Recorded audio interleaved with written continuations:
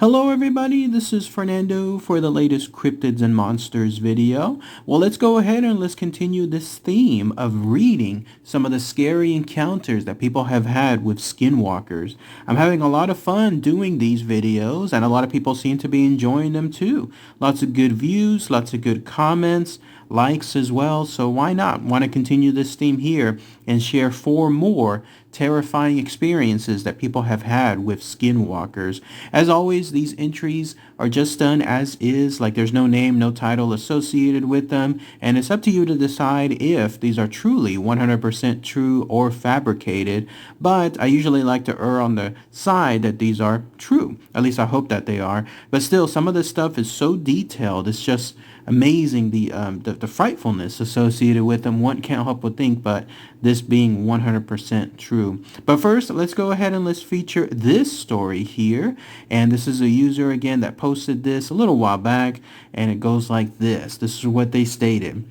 This all happened about 5 years ago. One night, a few of my friends decided, after a night of hanging out, that we'd go on an adventure at about 3 a.m. So we took a ride about 50 miles to this old Spanish ruin there in New Mexico that was once the seat of the Inquisition. I can't for the life of me remember what the place is called. So we jumped the front gate to the place and then started exploring. One of my friends brought a flute with him and he started playing it. And then about 30 seconds into his mediocre playing, something started screaming really, really loud on the tops of the long destroyed walls of the place.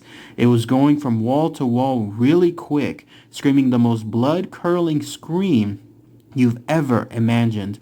We noped the F out of there. One of my friends actually pissed his pants and drove for a few hours to Bandelier National Monument, where we planned to camp out for the rest of the weekend.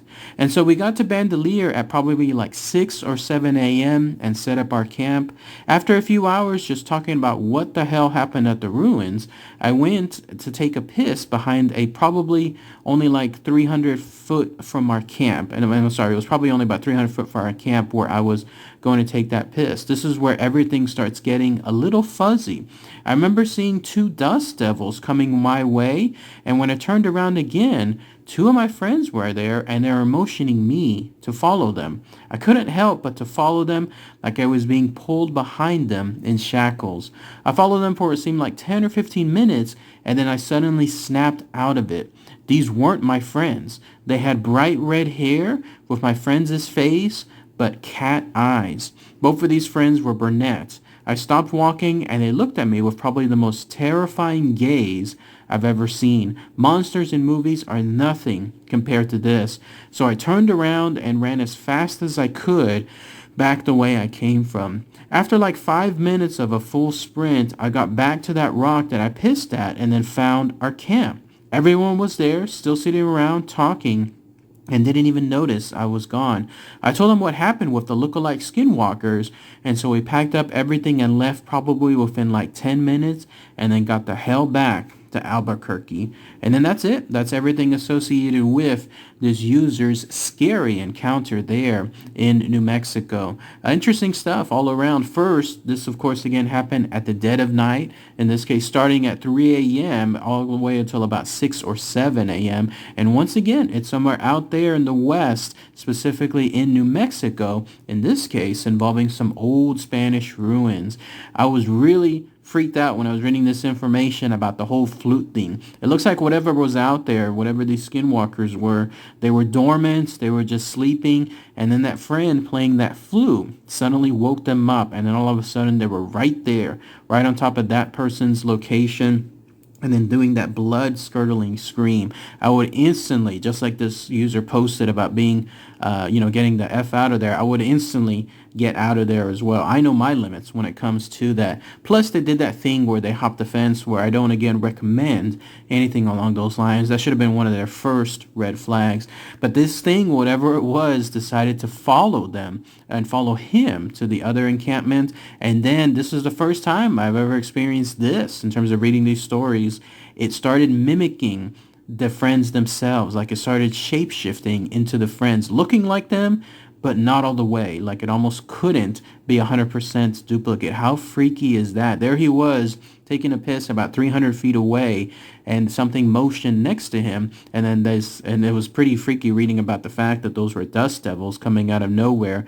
And then his friends, quote unquote friends, telling him to follow where they were going. Nope, that's definitely a good indication that yes, those were skinwalkers because of their ability to shapeshift and then take on other attributes.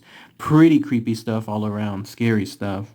Now this next story comes from another user, and this is what they posted as far as their encounter. I was adopted into the Navajo family when I was no more than 3 months old from Phoenix, Arizona, and lived in Arizona on the Navajo res my whole life. Growing up and learning the language, although I'm not even 1.5 or full Native American, my family dealt with these things called skinwalkers, or another word is skin wearers. My mother, and so in this case, they're describing the mother. Born in 1950s, she was small. She said she used to play with her little cousin on the road while her mother herded sheep with her brother, and her father left on the wagon to get water a few miles down. Her cousin's mother lived near her family, so they had company for at least the most part. Neighbors lived 3 to 4 miles west and about 4 miles south. I-40 was about 26 miles to the south. Dirt roads, the plural area they lived in was covered with forest, so there were lots of tall pines, cedar and oak trees everywhere. It was a great place in Arizona, not too far from the New Mexico border and not too far from Window Rock, the headquarters of Navajo land. So playing by the abandoned dirt road, just the two of them, far, far away from the house and the main dirt road, past a large number of trees, and having the most awesomest time by ourselves playing with their dolls, she suddenly smelled something like rotting meat and then heard a crunch of sticks and leaves behind her. She looked back towards the large pine tree that leaned, and under it sat a woman with waist-long dark hair, peppered with little gray hair here and there, watching them as they played. She was wearing a load of sterling silver and turquoise jewelry. Her body was painted with black grease that stunk, and she wore a coyote pelt to cover herself. My mother said she couldn't move and just stared at it, just as it stared back at her. And by no means was this woman pretty in the least. She was demonic looking with what could be described as bloodlust as her eyes trailed back and forth between my mom and her little cousin. Her little cousin wasn't even aware of it yet because she was up a ways playing in a mound of sand. So with heart pumping, ears ringing, my mom said she was so scared her breath felt stolen, and the smell was so bad she was getting dizzy that she couldn't move. Finally, she started muttering to her cousin in Navajo. Children who could speak Navajo long before they learned English because it was their first language. So it sounds like this is what the user was describing about her mom. And so in Navajo, she said, Vivian, Vivian, there's something under the tree. There's something under the tree. Run. And so Vivian looked up and saw the lady. Screaming in terror, Vivian burst in tears as the lady watched them, smiling. She raised a finger and beckoned them to come over, and my mom grabbed Vivian and ran down towards the main road just in time for my grandpa, who was coming back from getting water with the horse-drawn wagon. Dad, there's something sitting under the tree over there, more like, and then this is a word, it looks like that has to do with Navajo. Hajish Kurishida, something is sitting under the tree, and her father got angry, yelling at them, why are you playing way the heck out there? Get in, it's probably just your imagination. And then he looked over. He saw it as the lady had gotten closer, looking at them. That's a skinwalker, come on, is what he said, and he got back to the house. He went back with her older brothers, but never found that woman again. There was only one person with hair that long, and that was his cousin who had no kids and lived 7 miles west of them, so it wasn't her. My mom said she couldn't ever forget seeing that. It was a traumatic experience just knowing what could have happened to them if she got to them first. Nothing good at all. And that's essentially it. That's where this user finishes their experience. So lots of stuff to talk about here. First off, once again, it's involving the res, or in this case, one of the reservations there in Arizona. And then once again, it features a desolate outward place. In this case, they were playing far away from the house.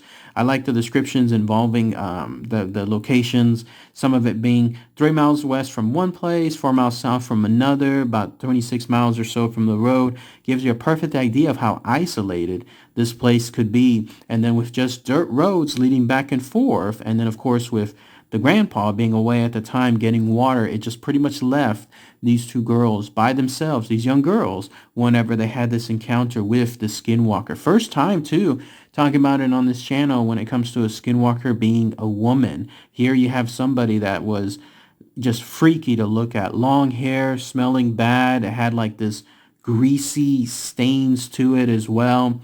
Obviously with these bloodshot eyes staring at them, beckoning them, and then finally moving towards them. This user was right when they stated one could only imagine what would have happened if it wasn't for the timely encounter of the grandpa coming back from the water just as these kids were running away from whatever this thing was. And then he immediately recognized what it was too. Some of those words too, some of you all who know Navajo might have to translate it for me. Like what is Haishi Kuishida? Somebody might have to mention that. There was another one that they mentioned that was Tree Banidi. So if anyone knows Navajo, please post those comments below as to what that could be. Now the next story involves another encounter, this one in New Mexico, so let's go ahead and let's talk about that here. I was visiting my grandparents out in Shiprock, New Mexico during last October to see the family and then go to the Northern Navajo Nation Fair that week. Many Navajo people, including my own family, are very reluctant to speak about skinwalkers because it is believed to attract their attention. However, I grew up away from the Navajo Nation and was very naive about the subject. And so when it came to skinwalkers, I was an absolute skeptic. My mom used to tell a story about how back in the 80s when she lived with her siblings and my grandparents, they're still in Shiprock but the southern outskirts, about how she and an aunt saw a skinwalker just outside their driveway under a street light. She described it as a black dog with dirty fur, a twisted, noodle-like front leg, and these unnatural eyes with a soft, burnt orange glow. Me being my own closed-minded self, doubted every word, but I never said my doubts out loud. But these doubts totally changed last year when I went to my grandparents' house. Me and my family had just finished going to the carnival at the Navajo Nation Fair and called it a night. The house was close enough where we could walk home in just about 10 minutes, and so we did. And when we got there, it was about 9 at night where we stayed up until 2, catching up about family affairs and the local news. And it was during that time that I decidedly opened my mouth and blurted out the question, "Hey, are skinwalkers real?" And so I asked and so they said, "You shouldn't be speaking about that." And my grandma almost said it with a disturbed yell in her voice. So she and my grandfather both decided to go to bed. After being scolded by my mom, one of my aunts chimed in with a very cautious tone and says, "They're real, all right. Had a few started screaming outside my trailer there in Farmington just a few nights ago. Your cousin had nightmares the whole night and woke up crying that morning." And so not wanting to push the discomfort any further, we all decided to go to bed. Now the trailer/home is pretty old, and it was a really nice night, so we slept with the windows open with the screens to prevent bugs from coming in. Everyone had drifted off to sleep except me because my mind was still going a million miles a minute about skinwalkers and wondered if I ever encountered one while here in the reservation. As a kid, I was told it was taboo to think about skinwalkers because they can still call their attention. And that's when the blank totally hit the fan. Just as I was settling and finally getting relaxed for sleep, I started to hear something moving outside. I get up from the couch and start wandering over to the kitchen window. In the trailer, all of the rooms have the lights out, so the only visible light that can be seen is from the porch light out front. I was thankful for this because I told myself if it really was a skinwalker outside, then hopefully it wouldn't notice me seeing it. So I muster up the courage and take a quick scan of outside, and from the porch light, all I can see is the dusty ground and the vehicles that my family drove along with some of the old metal trash cans that stood beside the road. Looking for about a good 5 seconds, I wasn't able to see anything, so I was getting ready to turn around and walk back to the bed thinking it was just a stray cat or something. But only having taken 2 steps, I hear what sounded like a distorted scream coming from outside, definitely close by. So fear rising, I looked outside again, and there I see it. A coyote-like figure was staring in my direction from behind the cars, just outside the reach of the porch light. Only it looked awfully wrong and gave off an evil vibe just from seeing it. It was gray with very disheveled hair and a horrific orange-red soft glow coming from its eyes. I noped the hell out of there and then ran back to my bedroom. It was at this moment I had begun to also notice an awful stench in the air that smelled like rotting meat. I started trying to wake up my mom, who was like, "Oh my God, it's almost 3 a.m. What do you want?" I immediately began to say in a shaken voice, "There's something scary outside." Then she said, now annoyed because I woke her up, "It's probably a stray animal or something. It's the res. Animals wander all the time at night." She obviously wasn't getting the drift of what I was saying, so then I screamed, "There's some Blair Witch Project blank going on outside, Mom." And then that got her attention. And so she said, What the hell are you talking about?" And then we heard it. The thing outside started making more of its dreadful like screams and started what sounded like thrashing outside on the ground. And so you hear that? That's what I'm talking about, I said. And so both her and I got back up, looked outside the window, and the coyote thing was making its way to the door. It walked with an odd limp and then dragged its back right leg as if it was handicapped. We could hear it start to scratch against the door and make this odd, muffled, moaning sound. And so my mom went and got my dad, and they both started shouting in Navajo all sorts of words, telling the thing to go away and saying it's not welcome here. Well, all this commotion was enough to get the rest of the trailer up as they came out into the hallway. The only thing my mom did was turn to them and said "Skinwalker" while proceeding to point to the door with the noises still happening outside. Apparently, they already knew exactly what to do as my grandfather got out a handgun from a drawer and a bag of ashes. He coated a few bullets and loaded them into the gun and then went straight to the door. Yelling out more Navajo that was too fast for me to comprehend, he swung open the door and fired twice. Nothing. The thing managed to escape before my grandpa could put a bullet in it. "That's the fastest one I've ever seen," said my grandpa. And next thing you know, my aunts and my parents are freaking out about what just happened, saying stuff like, "What if it comes back tomorrow? And if it saw us, does that mean we're targets now?" Afterwards, my grandparents calmed everyone down, myself included, saying, "We'll be fine," and we went all to bed. Morning comes and my grandparents call one of their neighbors and explain to them what happened.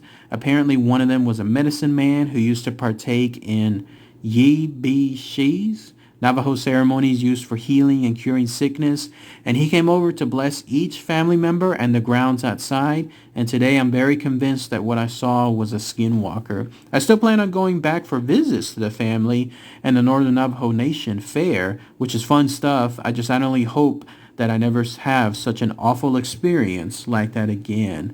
Again, lots of stuff to talk about. That's essentially where they end this particular entry. So yes, and again, this happens there in New Mexico, specifically in another isolated area. Here in this case, this is one of the first times where you have somebody actually talking about bringing the skinwalkers to them, and that's because they started talking about them out there in the res. I mentioned that before too about my hesitance when it comes to this subject. I think, though, in this case, talking about encounters as opposed to just, say, focusing on the skinwalkers themselves, especially since I'm not in their area, I think that's a little bit more safer. But definitely if this was there in New Mexico, in the west area there, specifically with the reservations, no chance, none whatsoever. Like, there would be absolutely no talk when it comes to that because of it. Because as soon as that happened, you saw what occurred to this guy here, where just asking one simple question and then just thinking about it for a little bit caused this thing in the shape of a coyote to suddenly show up at his home where he was staying at out there in the night. Imagine that. Imagine seeing it out there almost like on cue, like a scary movie out there in the dead of night. It's looking at you. It knows that you're looking at it. And then that's where it starts coming straight for the door. And then once again, we heard about the stories involving the shotgun with the ashes. I featured that in some of my other stories here too, that this seems to be a thing that people have there on the reservations. Like they have the shotgun ready, they have the ash ready. Somebody might have to point out like what that ash is made out of. Is it special wood that got burnt, or is it something else different? I'd love to hear what those comments are related to it. But this grandpa got that shotgun ready and then tried to shoot this skinwalker only for it to run off. And then they made it seem like it's almost like a occurrence. You heard that little blurb from the other aunt stating that, yes, they heard something about this thing, those screams happening a couple of days before. Pretty freaky stuff when it comes to that. Somebody might have to point that out too. If you're not living on the reservation, but obviously you may or may not have family there, can you just visit on your own as is? Or do you have to get permission, for lack of a better term? Like, can you just show up anytime you want, or does there entry points that you have to go past and be allowed to go and so on? Because the way this person explained it towards the end, they plan to go back to visit their family, but I don't know, just how easy that is, because that gives the idea of like if somebody wanted to do skinwalker hunts, something along those lines, but they're not from the reservation or they're not part of a family of the reservation, how that would work. Somebody please post those in the comments below. Otherwise, this is going to be the last entry here, and let's go ahead and let's talk about this person's encounter. All right, so let's go ahead and let's continue the last story here when it comes to this encounters or scary encounters for this video. And let's go ahead and let's talk about what this user says here. So every summer, my family and I go up to camp in Deadland, Ellsworth, Maine. It's about a 3-hour drive from my house. The camp itself is about an hour from the nearest town. I've been going to this camp my entire life. My family owns it. I never had an incident like this happen before. So I was watching TV in the middle of the night. Both of my brothers and parents had gone to bed, and I heard a noise coming from the kitchen and realized that the dogs needed to go outside to do their business. So I took my brother's 2 pit bulls and my Affin Pinscher tiny dog outside after turning on the porch light. I walked around to the front yard and I let the dogs off leash. It's so incredibly dark in the woods in Maine that the porch light really only illuminated the porch and nothing else, so I tried to keep an eye on them. I was momentarily distracted when I saw a loon wild bird out there on the lake. When I looked back, I saw that the pit bulls were both looking at something in the woods. Couldn't see what it was, but I assumed that they seen a squirrel or a raccoon. It was then that I realized I didn't see Alfie anywhere. She's an awfully small dog and she's completely black. And so I called for her a few times and heard some soft whimpering right where the dogs had been looking earlier. And so I took a couple steps in that direction and called for her again, worried that she may have gotten her paws stuck between the rocks or gotten stuck in a cave hole. And suddenly I felt something moving behind me. I whipped around and looked down, and it was Alfie. She'd been staying close to me the whole time. I just hadn't seen her. So naturally, I was thinking, if Alfie is here, what the F is in the woods? And so I took another step forward, and the pit bulls began to growl. They were slowly advancing and were now on either side of me, looking right into the blackness of the woods. I quickly picked up Alfie and began to back up very slowly. I'm not sure what I thought was there, but there are lots of animals in Maine, and I figured the dogs knew better than I did since I couldn't see anything. And right as I turned around, I heard the most absolutely bone-chilling thing I've ever heard in my life. Coming from the direction of the woods, I heard someone call Alfie's name. It sounded almost as if it was trying to mimic me, but it was just all wrong. The voice sounded really distorted, and it almost seemed to wail.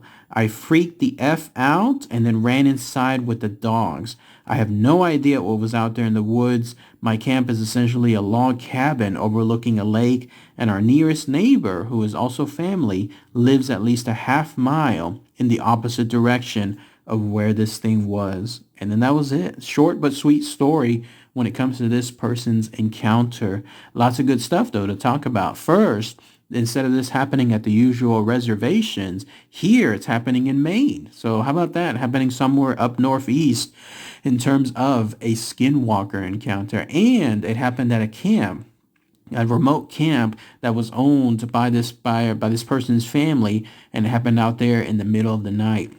Here, though, we have a situation where the person's two dogs, in this case, two big pit bulls, the kind that you would think, has all the muscles and the ferociousness. I mean, not the ferociousness, but the look associated with them, that they mean business. And here they are essentially being out there in the woods, seeing something that the user couldn't see, but being not scared enough, but at least reserved enough to stop, like right there. Like normally you would think that dogs should be running towards something whenever they see it out there in the woods. No, in this case, these two set of pit bulls were basically just standing guard cautiously, making sure that they were going to advance. The only time they did so was when the user decided to walk forward, and it was almost like they were protecting the user to make sure that, hey, don't go any further. And it was because the user was trying to find that little tiny dog of theirs. But really the scariest part was that thing, whatever it was, which remained nameless, which remained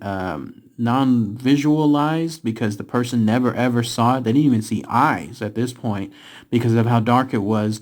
But whatever it was that was out there actually mimicked its name. How freaky is that? Imagine you're out there in the middle of the night in some woods nearby a cabin, and then you hear something in your own voice, intelligent enough to say the name of your dog. Like it would have heard you or someone else say the name of the dog, or it would have found some way to know that the dog's name was Alfie, and it was calling to Alfie the same way that you were, almost to like try to get you to go into the woods after it. Oh, how creepy is that?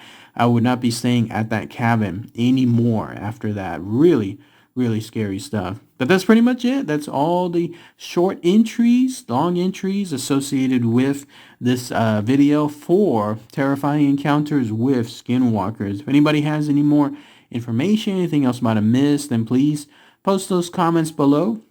And I might be doing some more videos here in the future because, again, having a lot of fun with regards to this series. All right, everybody. Thanks again as always. Take care.